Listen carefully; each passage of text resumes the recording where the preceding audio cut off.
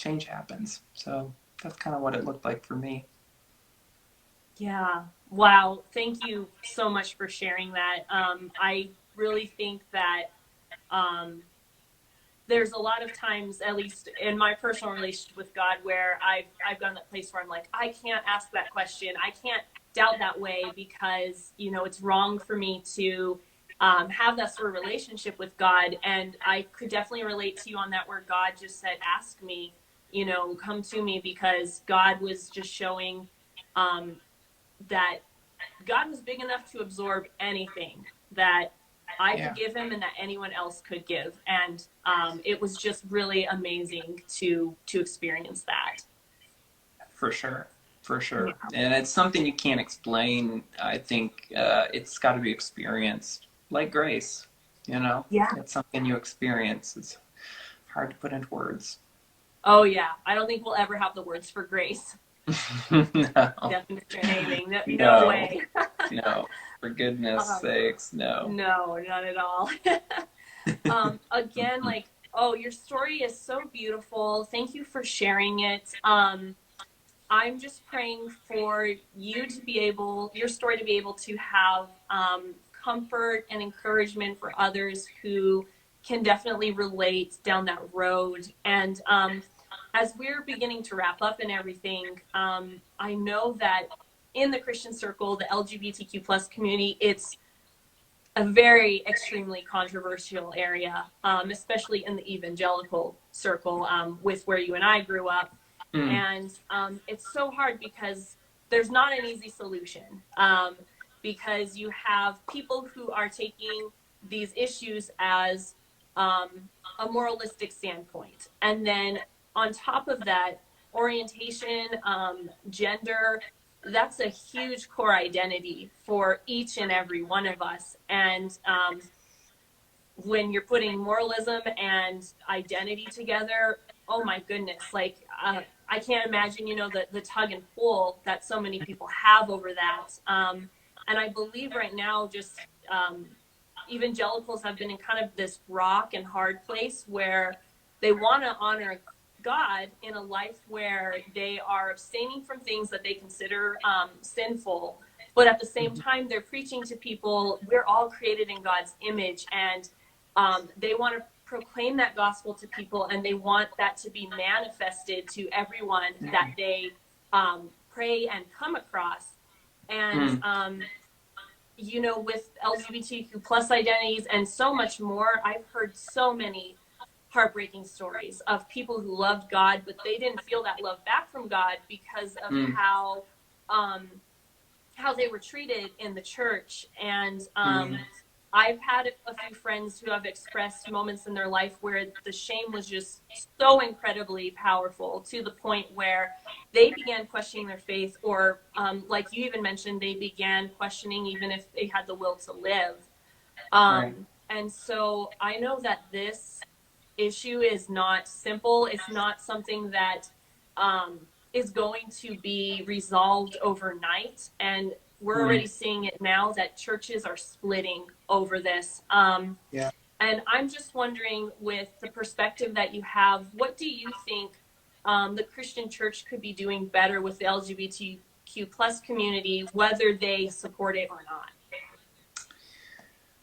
Number one, the one number one thing I think they can be doing, have the conversation.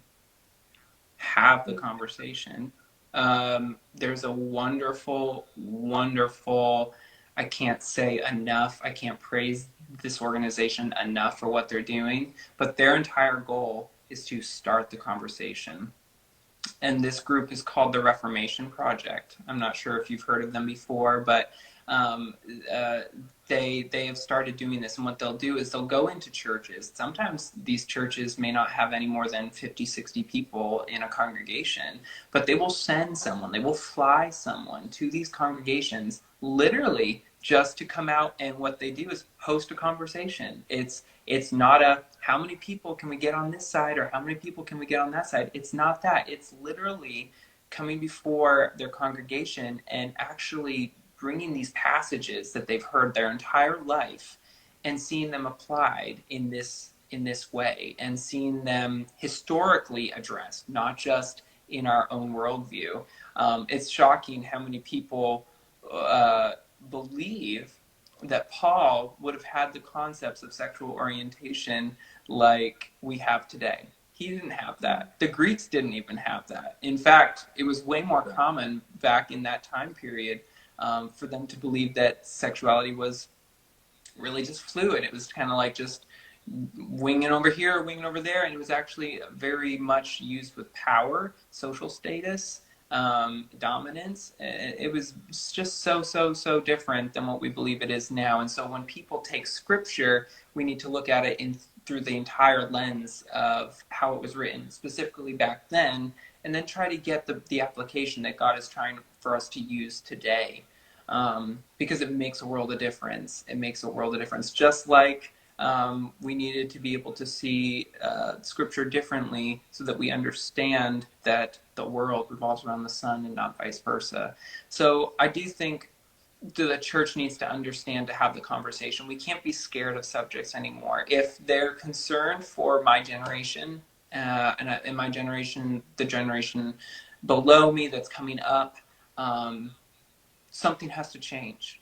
Something has to change. I've watched too many of my own friends, too many, family members, even in cases, just want nothing to do with the church, want nothing to do with God. I have seen it. I almost was there at a couple of points in my life. I don't want to see that anymore. I don't think that is not what God intended. And so there's a better way, and how we can start it, because it is a sensitive subject. The aisle is split, no pun intended. So to be able to have a conversation where people are level-headed and we don't get in, interpretation battles. It's good. That's why history is really good to bring into the mix, because when you bring history into the mix, it's not as much about interpretation. It's more about what was actually being said. These were real authors, Paul. These were real humans in a real society, in a real age. And so we need to really be careful with how we're reading those things to be able to interpret them correctly. So yeah, that's the number one thing. Just have the conversation and make a space. Make a space for people to feel okay and not alienated, or that they're going to be weird for asking a question.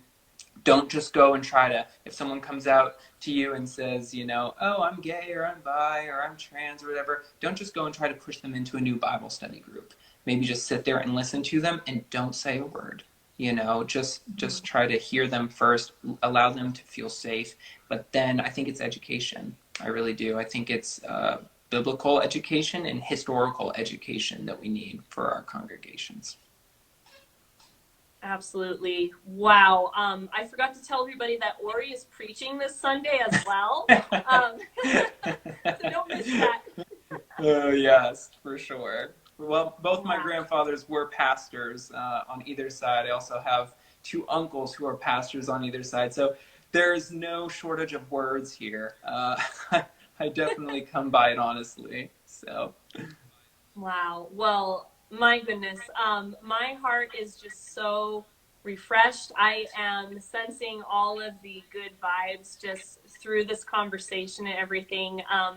Thank you so much for your perspective, your insight, your light just shining to this whole world. Everyone needs you, Ori.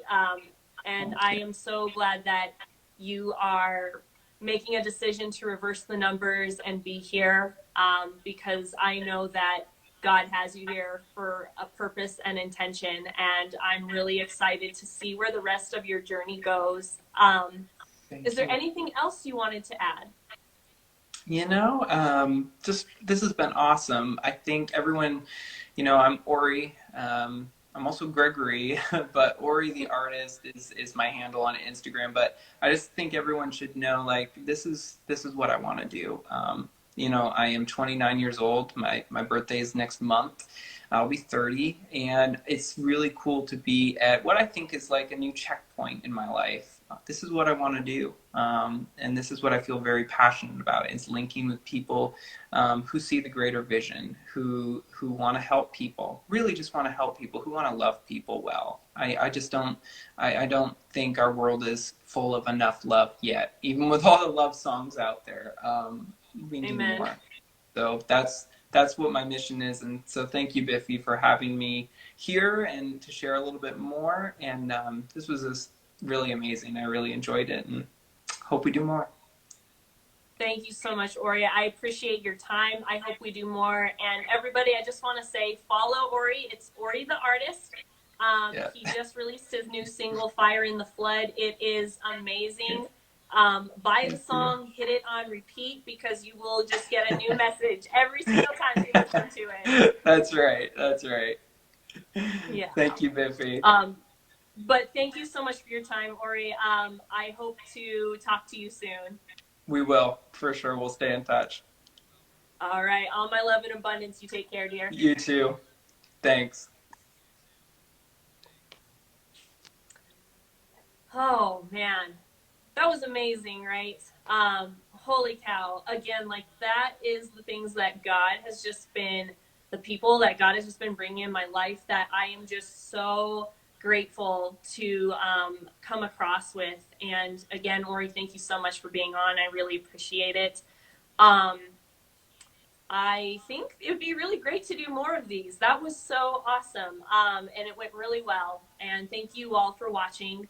I just wanted to, before I get off, announce that Lime Life, so I work for Lime Life and True Beauty with Biffy Ipple. You can find my page on Facebook. I'll go ahead and add a link to that when I post this, and I'll also add a link to Ori's Instagram as well as his song, so you all can check that out too. But I'm really excited to announce that I'm going to be doing my first giveaway this week. So please be staying tuned for that. Go ahead and follow my Instagram page. I will be posting that when I am not so behind on things. And you guys can all just check it out. Go ahead and get on. It's going to be a really fun giveaway. It's going to be a really fun time. It's going to be a really amazing week, and next week as well. So thank you all for tuning in. I hope you guys got some really amazing insight, felt refreshed from that. I know I did. I know I'm ready to finish the rest of the week now. So all my love, joy, and abundance to you all. Thank you so much. Take care. Bye-bye.